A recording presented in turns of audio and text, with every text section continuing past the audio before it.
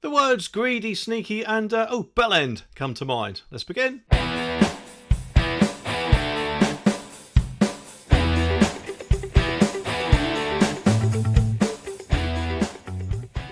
Now obviously, I don't know if it's just me, but it often seems like Sadiq Khan loves to claw as much money as he can get from the public, whether it's putting things in place like the congestion charge or ULEZ, or even putting up people's train fares through the TfL just so we can all get to work. And now it seems like he must have thought of another stealth charge that unfortunately quite a lot of people are going to pay, whether our cars put out harmful fumes or not. I say that because according to this article it says drivers hit by a 7-day warning as a new £4 ULEZ-style charge to hit London motorists, and at the moment apparently there is still time for them to do U-turn on that, although it seems that Sadiq Khan, who presumably could overrule any charge, is perfectly happy for it to go ahead.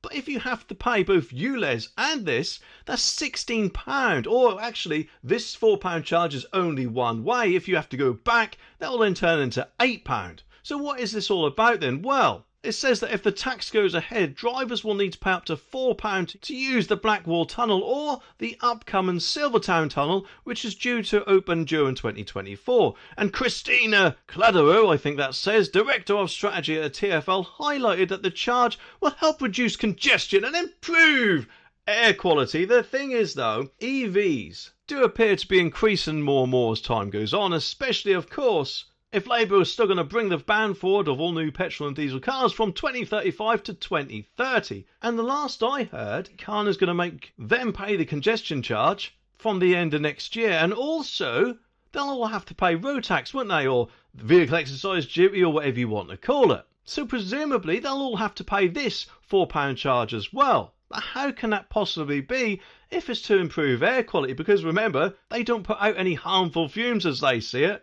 Even though, of course, we've had cars for about 100 years or so, and correct me if I'm wrong, but I'm pretty sure that cars today are much more environmentally friendly than what they were maybe even 30 or 40 years ago, never mind 100 years ago, eh? But she isn't done there. She explained the Silvertown Tunnel is now less than a year away from opening, and we are sharing our user charging scheme so Londoners can have their say on the proposed charge levels and wide range of discounts and exemptions. Oh, there is some exemptions in, well that's good, eh? And we'll see what they are in a minute, but she points out without introducing user tunnel charges for the Silver Tunnel and Blackpool tunnels, there would likely be high levels of traffic and congestion, which would lead to detrimental air quality impacts as well as longer journey times. And apparently it says due to be rolled out in 2025, the introduction of the charge will be the first time users of the Blackwall Tunnel will need to pay since it opened in, wait for this, 1897. Well,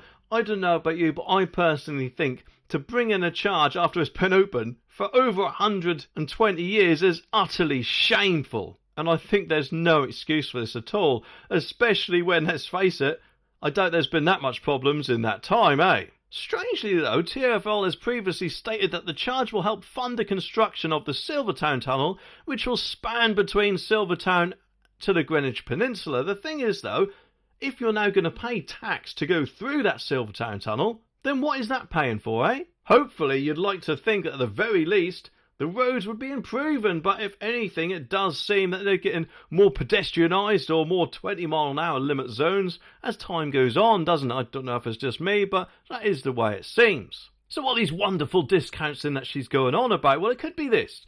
Motorists using a small car or van will need to pay £4 to use either tunnel during peak times. With off-peak, drivers needing to pay for this £1.50. Whey!